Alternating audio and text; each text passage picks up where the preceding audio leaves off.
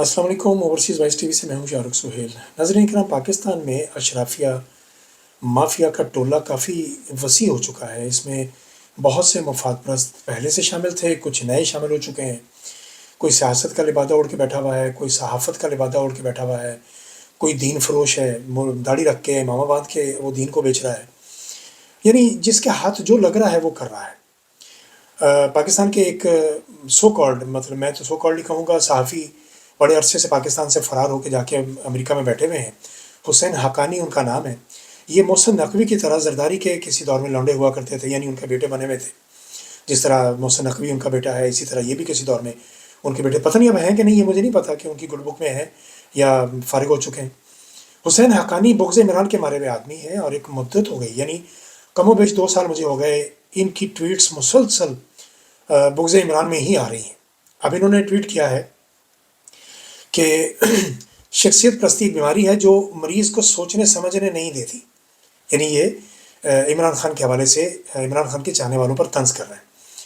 और फिर उन्होंने ये नहीं कहा कि साबिक़ा इमरान खान की अहलिया, उन्होंने जेफ का लिखा है कि जेफ की साबिक़ा अहलिया, ये भी तंज़ है। $16 अरब की सखावत पर ट्वीट किया तो अशाक बोल उठे कि उनके महबूब ने भी तो तलाक पर जमामा गोल्डस्मिथ से एक पैसा नहीं लिया, और जो लिया वो खैरात कर दिया, लेकिन इसमें खैरात कहाँ है? ये न सिर्फ अक्ल के अंधे हैं, ये आंखों के भी अंधे हैं। इस हुसैन हक्कानी को ये नहीं पता कि इमरान खान ने अपने क्रिकेट के दौर से लेके आज तक जो कमाया, जो हासिल किया, उसने शौकत खानम को नजराना कर दिया। इस अहमक आदमी को यह भी नहीं पता कि इमरान खान ने अपनी तमाम तर जायदाद जितनी है अभी बनी गाला जुमान पार्क समेत, और कुछ उनकी ज़राई अराजी है, ये तमाम शौकत खानम को डोनेट कर दी हुई है। इमरान खान के अस्तगफिरुल्लाह, अल्लाह उनको लंबी सेहत तंदुरुस्ती वाली ज़िंदगी दे, वो जब तक हैं उसके बाद उनकी जितनी ये जायदाद है ये शौकत खानम को अतिया हो जाएगी। हुसैन हक्कानी, अब ज़रा ये बताइए कि क्या ज़रदारी ने आज तक कभी कोई ऐसा ऐलान किया है, या उनकी बहन फ़रियाल तालपुर जो कि अरबपति हैं, खरबपति हैं, कभी उन्होंने ऐलान किया है, या बिलावल ने कभी कोई ऐलान किया है कि हमारे मरने के बाद हमारी जायदाद जो है वो किसी भी, चले अपना कोई इदारा बना लें, उसको नज़र कर दें? क्या नवाज शरीफ के मुंह से, मरीम के मुंह से, शहबाज के मुंह से, या उनके बाकी जितने भी लवाकीन पीछे बचेंगे, क्या कभी किसी के मुंह से आपने सुना है कि उन्होंने अपनी जायदाद का एक वसी हिस्सा पाकिस्तान के लिए खैरात कर दिया है, पाकिस्तान के लिए नज़र कर दिया है? आप कभी नहीं सुनेंगे, क्योंकि लूट मार वाला बंदा जीता ही अपनी दौलत की कब्र पे बैठ के है। वो तो तसव्वुर भी नहीं कर सकता कि उसमें से एक पाई भी खर्च कर जाए। इनके तो घर की रोटियां भी सरकारी खजाने से जाती हैं। ये तो एक वक्त का खाना अपने पल्ले से नहीं खाते।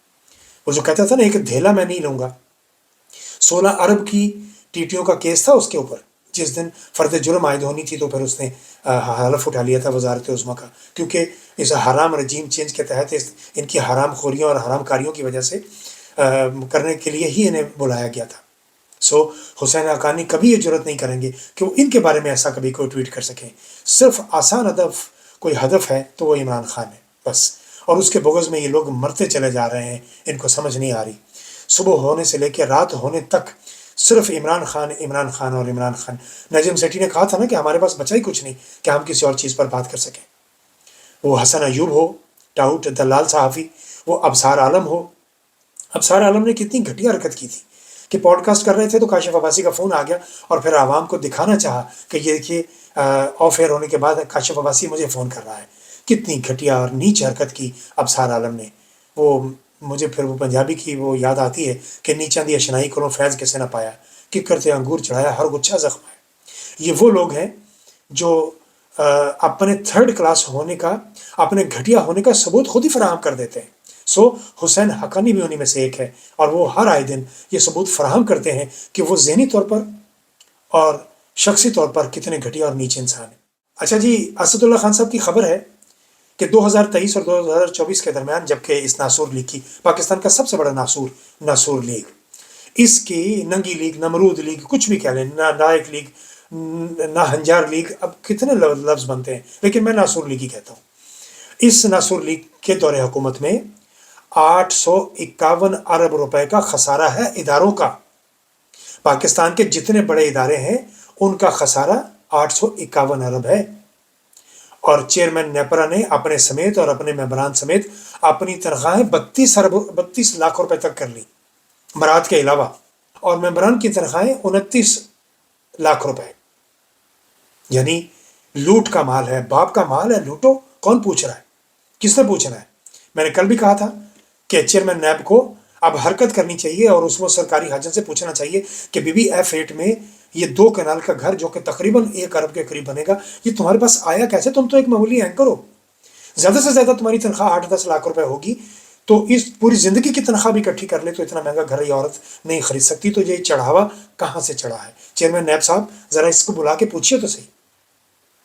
اور یہ جو 851 ارب روپے کا خسارہ ہے، میری اگر یہ خبر بھی جھوٹی ہے یا اسد اللہ خان کی یہ خبر جھوٹی ہے، تو وہ جو لوگ روز کمنٹ کرتے ہیں کہ میں جھوٹ بول رہا ہوں، تو بھیا ہمیں ذرا اس کا کوئی آپ ہی کلیریفیکیشن دے دیجئے، کچھ آپ ہی بتا دیجئے، ہم آپ کی بات پہ یقین کر لیں گے۔ منصور علی خان طلباء کے ساتھ بیٹھ کے پروگرام کر رہے تھے اور انہوں نے پوچھا کہ کیا میڈیا کتنے فیصد صحیح کام کر رہا ہے، آپ بتائیے، تو ہال میں سے کسی نے ہاتھ ہی نہیں کھڑا کیا۔ تو منصور علی خان کے منہ سے بے ساختہ نکلا کہ وہ ظالموں۔ منصور علی خان کو بہت شوق ہے طلباء کے ساتھ پروگرام کرنے کا، اور ہر پروگرام میں یہ پھر منہ کی کھا کے آتے ہیں۔ اب کیا کیا جائے؟ یہ یوتھ عمران خان کے ساتھ تھی، ہے اور رہے گی۔ او بھیا اگلے 50 سال تک آپ اس یوتھ کو اپنے ساتھ نہیں کر سکتے۔ یہ آپ کی مریم نوٹنکی بیج مالو روز آگے اس بات کا ڈرامہ کرتی ہے ٹک ٹاک پر کہ یوتھ ہمارے ساتھ ہے، اس طرح یوتھ ساتھ نہیں ہوتی۔ آپ کے اپنے جلسوں میں وہ بچے موبائل فون لہرا رہے ہیں جس پر عمران خان کی فوٹو دکھا رہے ہیں، اور وہ عمران خان کے حق میں نعرے لگا رہے ہیں۔ یہ ناروال میں جو جلسی کی تھی، یہ میں اس کی بات کر رہا ہوں۔ اور سن لیجئے وہ بھی سارا، دانیال عزیز ان کے اپنے گھر کے لوگ بیٹی ہیں، وہ لنکا ڈھا رہے ہیں۔ ذرا سن لیجئے کہ جلسی میں کتنے ہزار لوگ، کتنے پیسوں کے، اور کون کون سے ڈپارٹمنٹ سے لائے گئے، ذرا وہ سن لیجئے۔ خواجہ آصف نے ٹویٹ کیا ہے، لکھتے ہیں کہ بانی PTI چاہتے ہیں کہ فوج ان کی جماعت کا ذیلی ادارہ بن جائے۔ نہیں نہیں نہیں نہیں، آپ جھوٹ بول رہے ہیں، آپ غلط بیانی سے کام لے رہے ہیں۔ خواجہ آصف، آپ ہارے ہوئے ہیں ریحانہ ڈار صاحبہ سے۔ اگر آپ اپنی شکست کا اعتراف کر لیتے، آپ معتبر ہو جاتے۔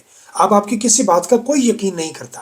اوورسیز پاکستانیوں کے لیے جو مغلظات آپ نے بکی تھی، آپ کے منہ میں اوورسیز پاکستانیوں کے لیے بہت زیادہ بواسیر ہے، اور آپ کے دل میں بھی۔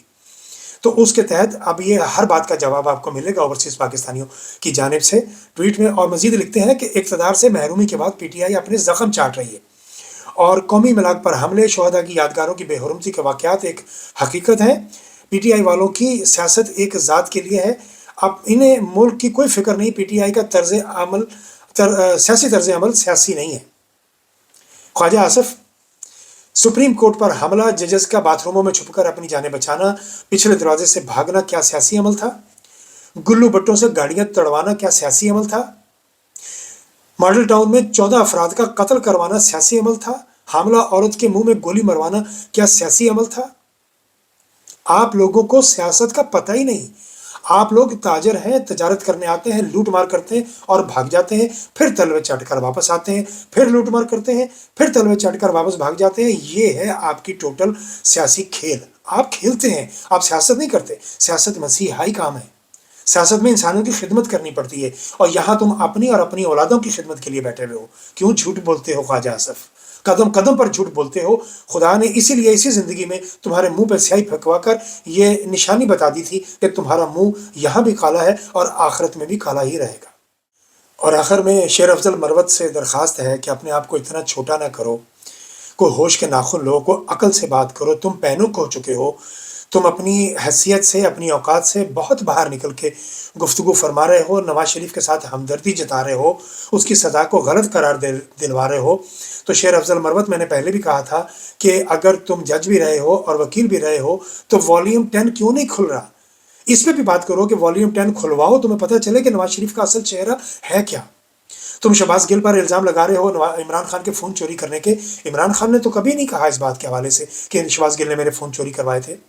شہباز گل کی تو بڑی سخت ڈیوٹی لگائی ہے عمران خان نے کہ جو کام وہ اس نے شروع کیا ہے وہ اس کو جاری رکھے، اور وہ شہباز گل کو پیغامات بھجواتے رہتے ہیں۔ آپ کیسے کہہ سکتے ہیں کہ عمران خان کے ساتھ شہباز گل نے زیادتی کی تھی؟